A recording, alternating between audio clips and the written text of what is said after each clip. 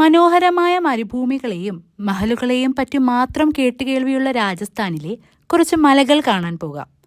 ഉദയ്പൂർ സിറ്റിയിൽ നിന്ന് 11 കിലോമീറ്റർ മാറിയാണ് ഈ ഒരു വ്യൂ പോയിന്റ്. സോഷ്യൽ മീഡിയ വഴി പ്രസിദ്ധമായ ഒരു സ്ഥലമാണ് ഞാൻ ഈ പറഞ്ഞു വരുന്ന ബാഹുബലി ഹിൽസ്. പേര് കേട്ടപ്പോൾ ഒരു വെറൈറ്റി തോന്നിയില്ലേ? ഈ വെറൈറ്റി ഞങ്ങൾക്കും തോന്നി. ബാഹുബലി ഹിൽസ് കാണാൻ ഞങ്ങളും പുറപ്പെട്ടു. ഗൂഗിൾ മാപ്പിനെ വിശ്വസിച്ച് കുറച്ച് വിജനമായ കാട്ടുവഴികളൊക്കെ താണ്ടി എത്തിയപ്പോഴാണ് ഗൂഗിൾ ചേച്ചി ഞങ്ങളെ പറ്റിച്ചു എന്ന് മനസ്സിലായത്.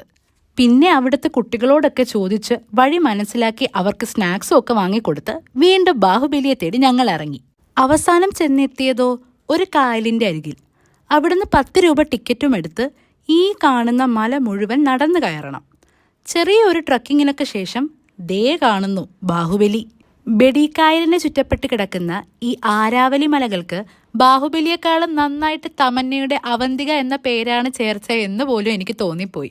കാരണം അത്ര മനോഹരമായിരുന്നു കായലിന് ചുറ്റും കിടക്കുന്ന ഈ മലകൾ കാണാനായിട്ട്.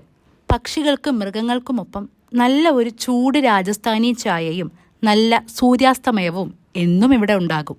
സോഷ്യൽ മീഡിയയിലെ വീഡിയോകളിലൂടെ വൈറലായ ഈ ബാഹുബലി വ്യൂ പോയിന്റ് ഇന്ന് ഇവിടുത്തെ പല മനുഷ്യരുടെയും ജീവിതം കൂടിയാണ് കേട്ടോ. അപ്പോൾ അടുത്ത ഉദയ്പൂർ പോകുമ്പോൾ കോട്ടകൾക്കൊപ്പം ഒരു ഹിൽ വ്യൂ കൂടി പ്ലാൻ ചെയ്തോളൂ. മല കയറുന്ന വഴിക്ക് കുറച്ച് ചെറിയ കുട്ടികൾ ജ്യൂസും വെള്ളവും ഒക്കെ വിൽക്കുന്നുമുണ്ട് കേട്ടോ. അവരെ സപ്പോർട്ട് ചെയ്യാനും മറക്കണ്ട.